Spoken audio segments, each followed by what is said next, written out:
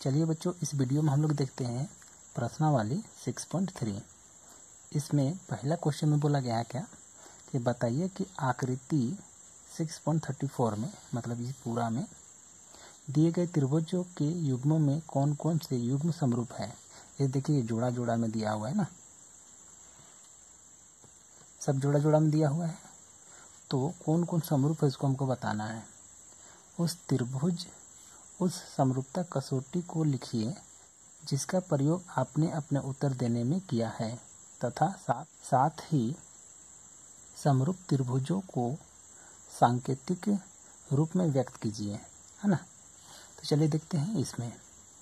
तो इसमें अगर आप देखिए तो ये कोण इस कोण के बराबर है, ये कोण इस कोण के बराबर है, ये कोण इस कोण के बराबर है। तो कौन सा समरूपता लग गया, तो एंगल एंगल एंगल की समरूपता। अब लिखना रहेगा इसको, तो किस तरह से लिखना है चलिए दिखाते हैं। देखिए, ये क्वेश्चन 1 नंबर में आता है, इसलिए इसको हमको बहुत ज़्यादा लंबा चौड़ा नहीं करना है।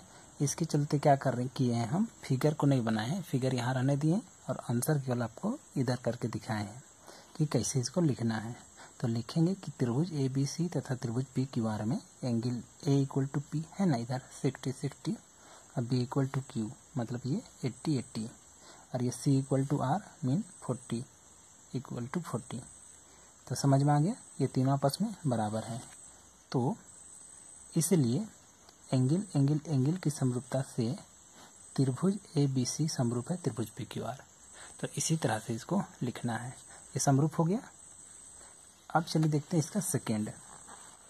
अब देखते हैं ये फिगर पर, देखिए इसका लंबाई है 2, इसका लंबाई है 2 और इसका लंबाई है 4। तो अगर इतना बट इतना निकालेंगे तो 2/4 कटेगा तो 1/2।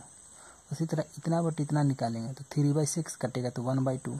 फिर इतना बट इतना निकालेंगे तो 2.5 और यहाँ 5।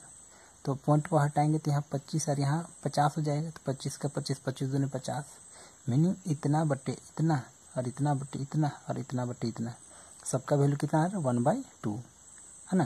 तो इसलिए ये भी समरूप हो गया। कौन सा समरूपता, तो साइड की समरूपता। अब इसको लिखना किस तरह से है तो चलिए देखते हैं ना। इस तरह से है कि AB/QR = AC/PQ = BC/PR। सब बराबर है और प्रत्येक कितना वैल्यू आ रहा था, 1/2 आ रहा था ना। तो यहाँ लिख करके भी दिखाएं 1/2।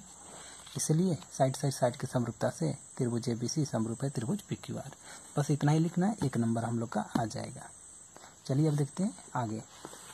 देखिए, इस पे अगर हम दिमाग लगाएंगे तो ये किसी भी तरह का समरूपता का कसौटी पर ये नहीं बैठ रहा है।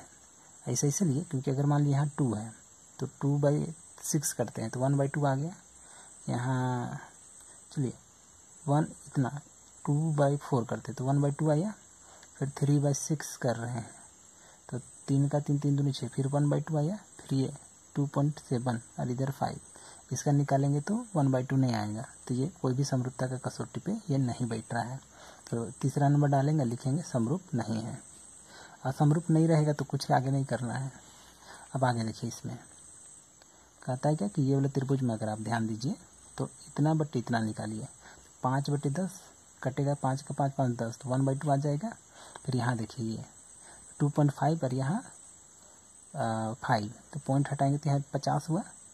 तो 25 का 25, 25 दूनी 50, मीन इतना बटे इतना = फिर से आया 1/2 और ये बीच का कोण दोनों में बराबर है।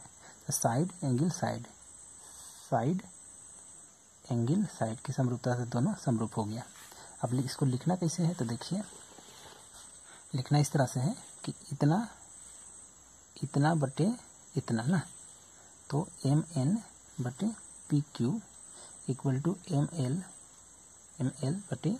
ML/QR, है ना, आपस में बराबर है, प्रत्येक 1/2 और एंगल M = एंगल Q प्रत्येक 70 डिग्री। इसीलिए साइड एंगल साइड की समरूपता से त्रिभुज MNL समरूप है त्रिभुज PQR। समझ में आ गया होगा। चलिए देखते हैं अब अगला। अब इस पर अगर आप ध्यान दीजिए तो ये 5वां भी किसी भी तरह का समरूपता कसौटी पे लागू नहीं होगा।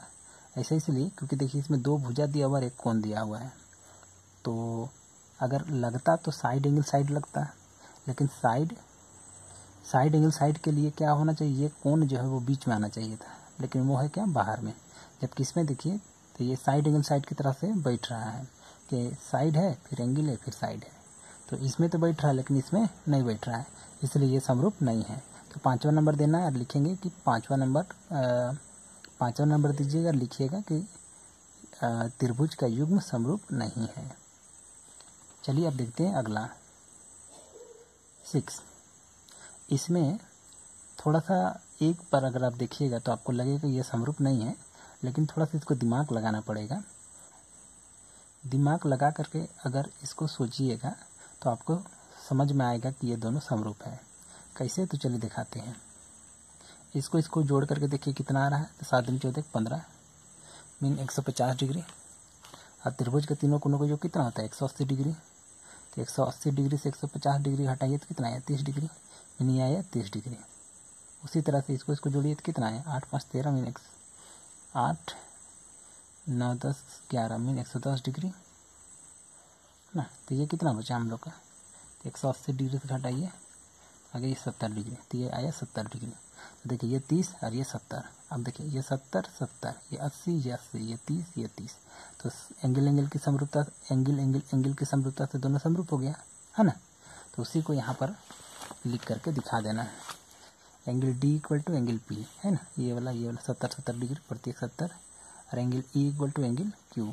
तो देखिए ये वाला और ये वाला प्रत्येक 80, और angle F equal to angle R, angle ये जो है ना F equal to angle R प्रत्येक कितना 30 डिग्री।